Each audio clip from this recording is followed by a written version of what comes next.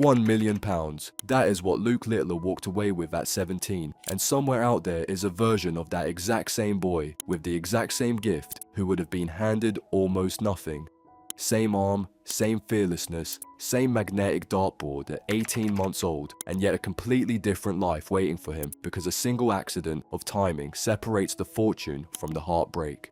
This video is about that other Luke Littler, the one born 30 years too soon, and by the end, you will see exactly how close his whole story came to never happening at all.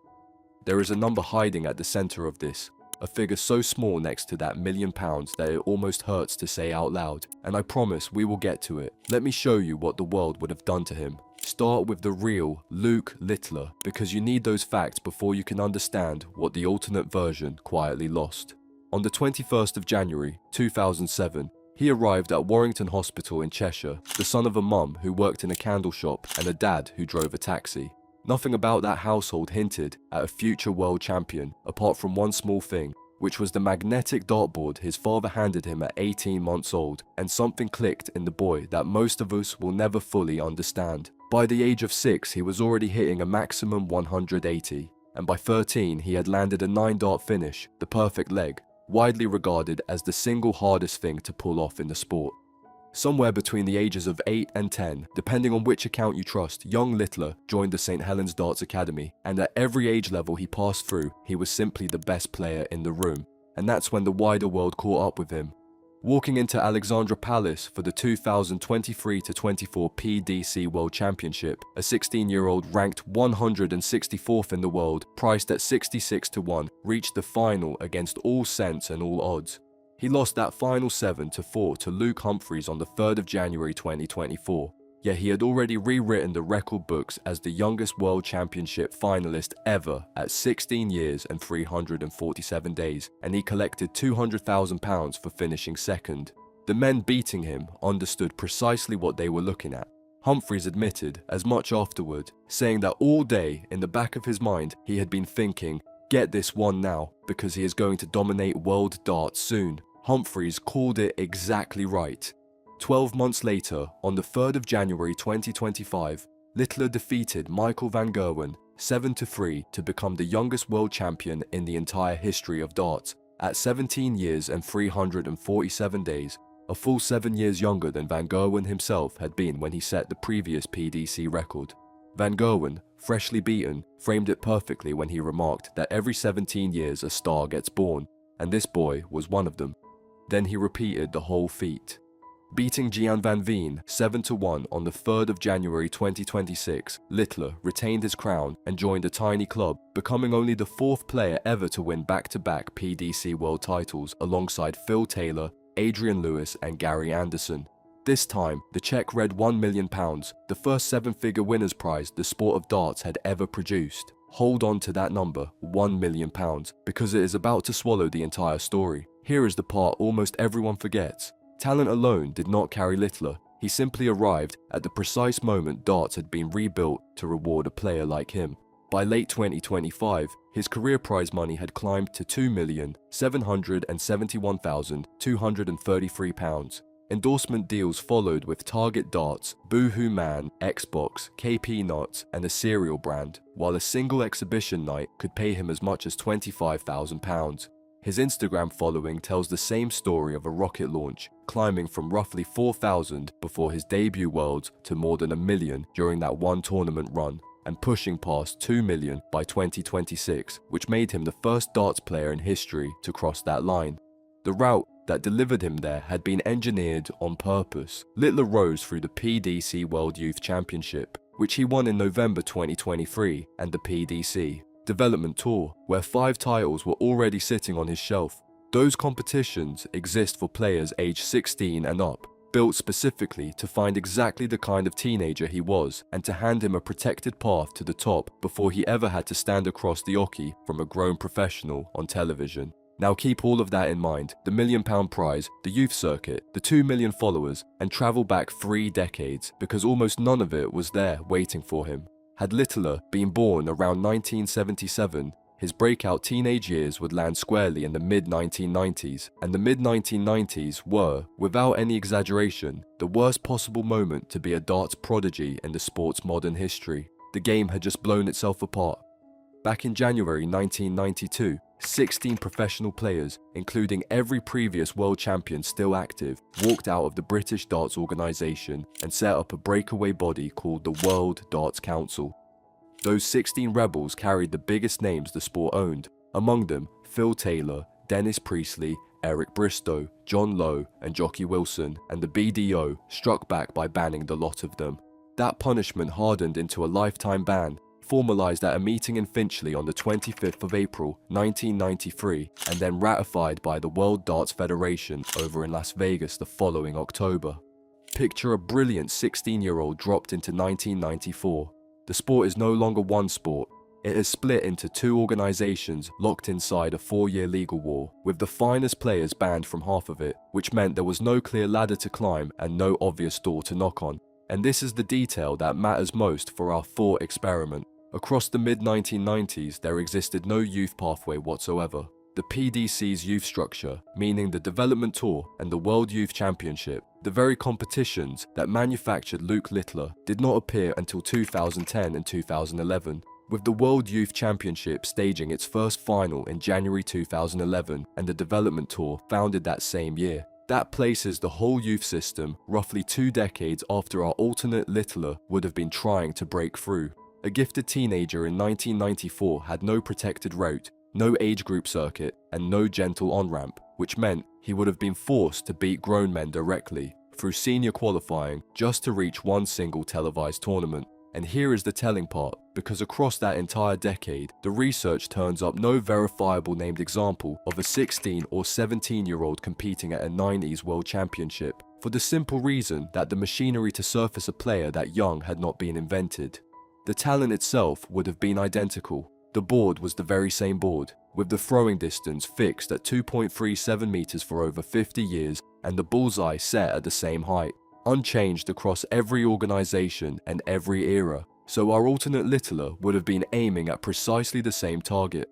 What shifted was never the game, it was everything built around the game. Let me return to that £1 million check, because this is where the alternate timeline turns genuinely brutal, when the breakaway World Darts Council staged its very first World Championship, running from the 28th of December 1993 to the 2nd of January 1994 at the Circus Tavern in Purfleet. Dennis Priestley beat Phil Taylor 6-1 in the final. £64,000 covered the total prize fund for the whole tournament, and the champion walked away with £16,000. That was the richest prize on offer in the breakaway championship during the very years our alternate prodigy would have been coming through. Set that beside the £1 million Littler banked in 2026 for a single title, and you are looking at a 62-fold jump in raw terms. What makes it sharper is that 16,000 was not even the biggest prize in darts at the time, since the rival BDO's Embassy World Championship paid a fatter fund that same year, 32,000 to its winner. The breakaway tour that Sky had gambled on was, right through the mid-90s, the smaller of the two, and it did not overtake the BDO on prize money until 2002. So our alternate Littler wins the biggest title available to him in his youth and pockets £16,000. No 7-figure prizes existed anywhere for him to chase, because the PDC World Championship Fund did not even reach £1 million in total until 2010, with £200,000 going to the winner.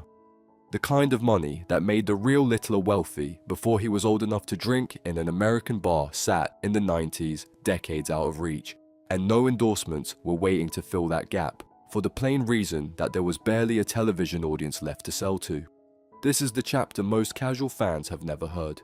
Darts in the 90s did not merely have less money, it had recently brushed right up against disappearing from television altogether.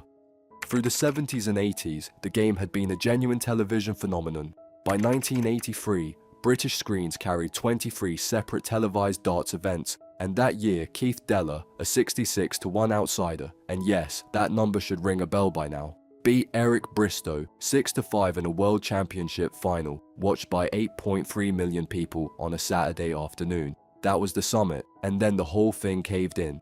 ITV's World of Sport vanished from the schedules in September 1985, and 1988 proved, in the language of the coverage at the time, cataclysmic, as the BBC slashed darts down to a single tournament while ITV scrapped its darts coverage entirely.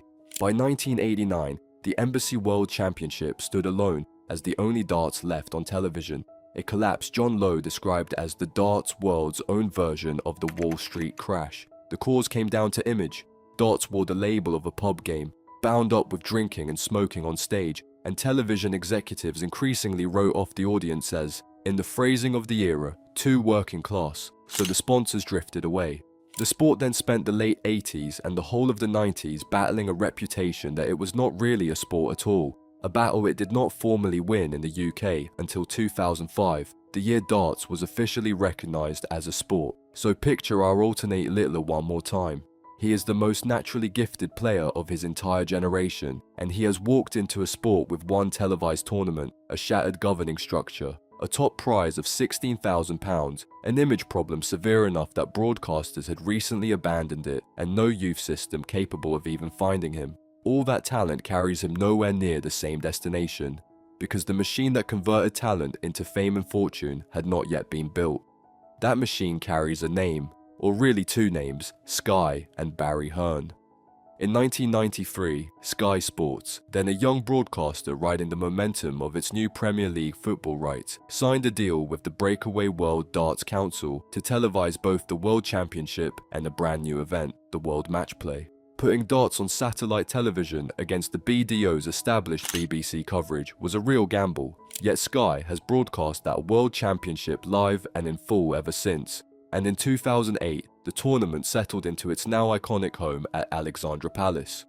Hearn's arrival changed the economics for good. When Barry Hearn's Matchroom took over as chairman of what had become the PDC in 2001, the World Championship fund stood at £125,000, with £33,000 for the winner, and under his direction, the sport's annual prize money swelled into the £15 to £16 million range. The mission he set himself was blunt: to kill off the perception that darts is a pub game and rebuild it into a proper global sport. That rebuild is the entire gap between the two Littlers.